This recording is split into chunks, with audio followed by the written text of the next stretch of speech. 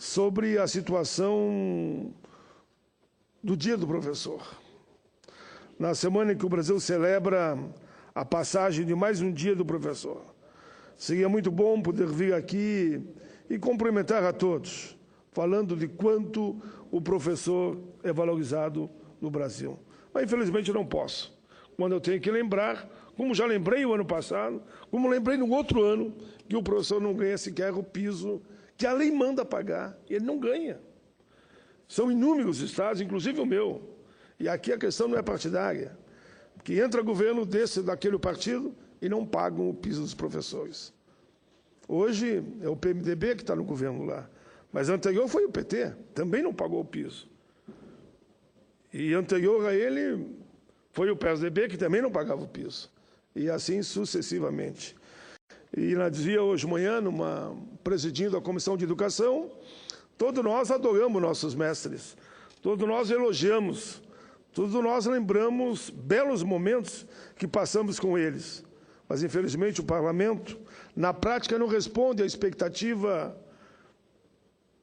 dos professores ao longo das suas vidas. Quando a gente não consegue aumentar a verba para a educação, para sustentar, inclusive, que os estados possam pagar pelo menos o piso dos professores. Então, continuo dizendo, seria muito bom mesmo que os professores, que merecem todo o nosso respeito, merecessem também, e merecem, mas não são valorizados por tudo aquilo que faço. No entanto, infelizmente, a realidade que se apresenta é essa, e que teremos que aqui de abordar alguns dados que preocupam essa tão importante categoria, composta por profissionais dedicados, que em todas as regiões do país, nesse país de dimensões continentais, desempenham a missão sem igual de educar a gente brasileira. Eu acrescentaria que garantir a universalização do ensino é um objetivo que deve ser buscado sem cessar. Em um cenário mundial de extrema competitividade, a nação que deseja, de fato, sustentar o seu desenvolvimento não pode fugir do desafio de universalizar o ensino em bases amplas, com competência e ser duradoura. Eis aí um esforço a ser empreendido em conjunto por governos e sociedade. Mas, apesar de ser absolutamente necessário, isto não acontece. A história de algumas nações que conseguiram, em apenas uma geração, virar o jogo, mesmo sem figurar entre os primeiros lugares no ranking mundial da instrução universal e de alto nível, deveria servir de exemplo para nós. Não basta universalizar o ensino, é urgente e fundamental ministrá-lo com qualidade. O Brasil está inserido em mercados que ficaram sofisticados a intervalos de cada vez menores, atropelando impiedosamente as ações que não acompanham o vertiginoso movimento de inovação e de evoluções tecnológicas do mundo contemporâneo.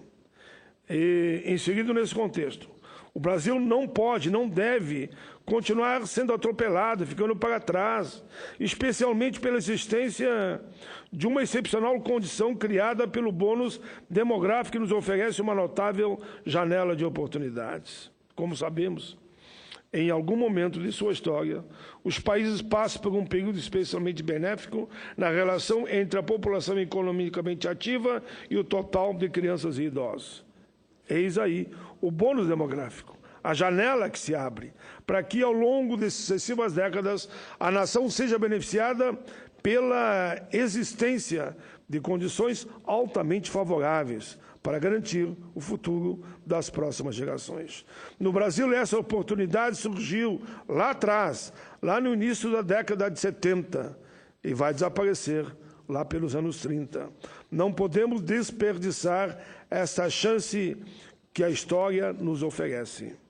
Como foi que o Japão, um país arrasado pela Segunda Guerra Mundial, transformou-se na potência que vemos hoje, fica em primeiro ou segundo lugar. Aproveitou a sua janela demográfica e, a partir daí, obtendo o status de país rico com alta qualidade de vida.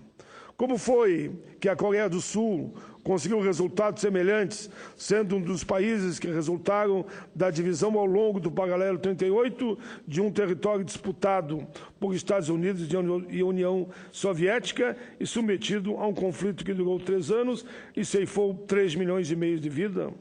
Como que eles avançaram? Pela educação, pelo conhecimento, pelo saber, pelo estudo.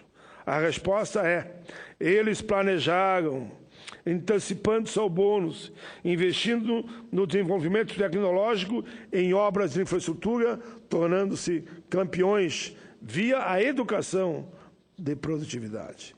E nada disso aconteceria sem investimentos maciços na educação, principalmente na contribuição dos professores para o processo.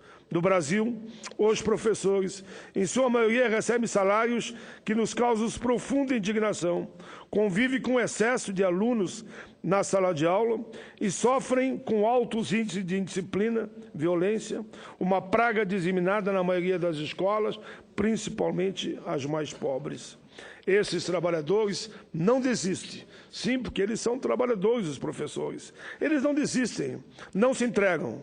Exercem sua profissão em meio a problemas cotidianos quase surreais, às voltas com desafios pessoais e coletivos, mas sem uma remuneração minimamente compatível e na ausência quase total de formação continuada.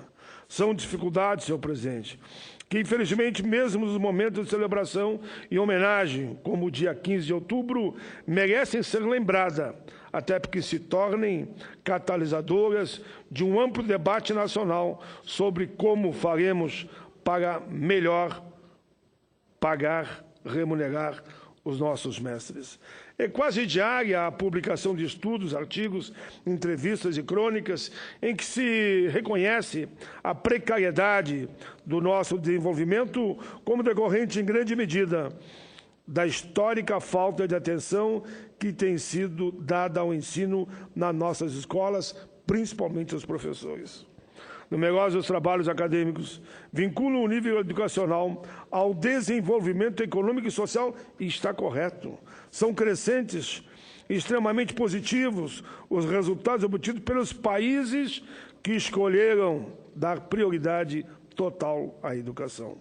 Apesar dos avanços obtidos ao longo do tempo, particularmente nos últimos anos, se a maioria dos professores do Brasil continuar a sofrer com salários quase indignos, com excesso de alunos na sala de aula, com um quadro de indisciplina e violência que se espalhou pela maioria das escolas, não chegará tão cedo o dia em que a educação se transformará efetivamente em prioridade. Não chegará tão cedo.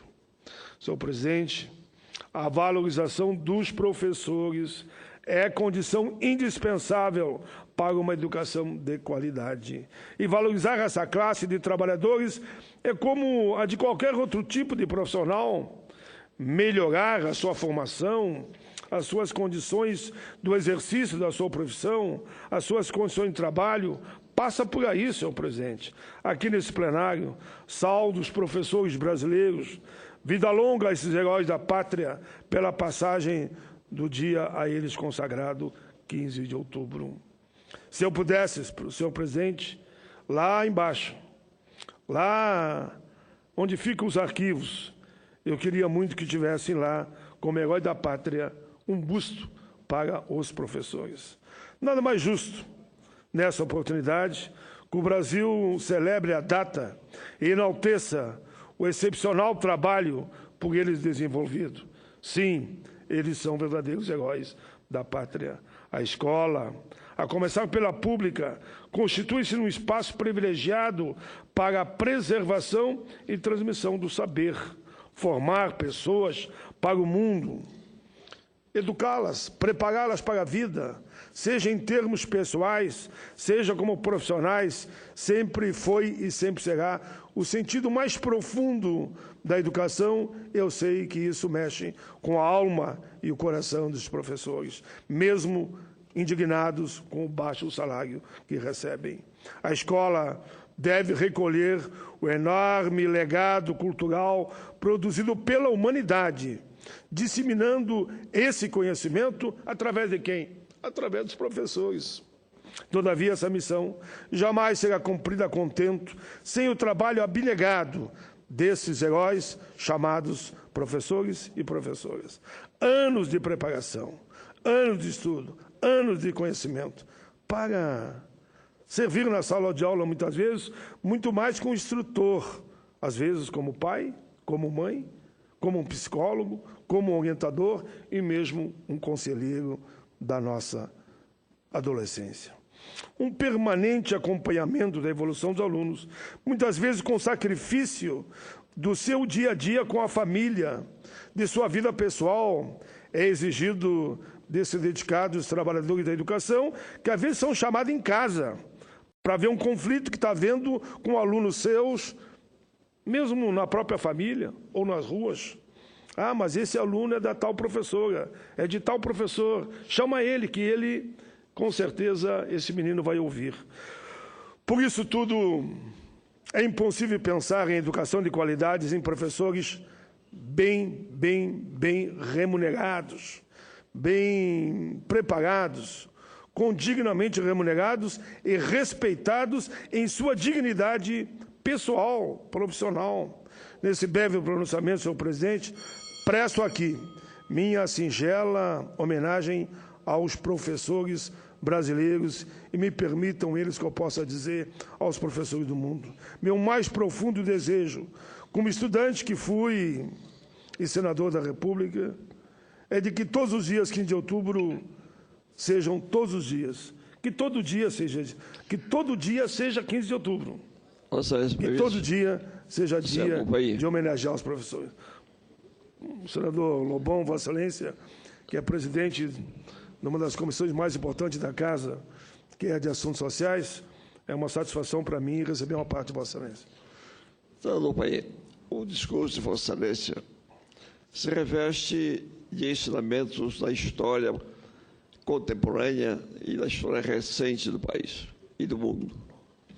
No passado, a Grécia era importante, o Egito era importante, Roma dominou o mundo pelas armas, pelos exércitos que possuía.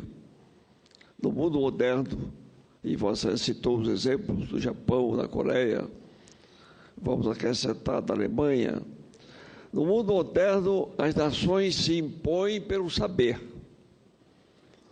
E não se chega ao saber sem os professores qualificados e bem remunerados, que é o final do seu discurso. Eu cumprimento por trazer mais uma vez fatos da história que estão às nossas vistas, ao horizonte da nossa audição e que, todavia, o Brasil ainda não seguiu estes exemplos. Cumprimento o senador Paulo Paim. Obrigado, senador Edson Lobão, pela sua parte, que eu peço que seja incluído ao meu pronunciamento. Mas, senhor presidente, para além dos justos cumprimentos, é importante que eles recebam e tenham o reconhecimento de toda a sociedade, do poder público e a verdadeira dignificação do seu trabalho. Não dá para continuarmos fazendo homenagens que acabam no vazio. O país não pode continuar a sua marcha para se tornar, como diz o nosso próprio hino, um dos gigantes, um gigante mundial em todas as áreas, que não continue a ser um gigante adormecido. Nós precisamos avançar em todas as áreas, ciência, tecnologia, inovação, mas não podemos avançar sem antes resolver o problema do professor, que passa pelo professor tudo isso. Quero deixar aqui meu carinho, meu reconhecimento, meu profundo respeito a todos os professores e professoras do nosso querido país. A esses valorosos, corajosos educadores da nossa gente. Parabéns pelo seu dia, muito obrigado. Sei que o futuro do país depende de vocês, mas seria tão bom que o país olhasse o presente de vocês. Eu sempre digo que país do mundo poderá ter sucesso se não souber olhar o passado, viver o presente e projetar com a educação o seu futuro.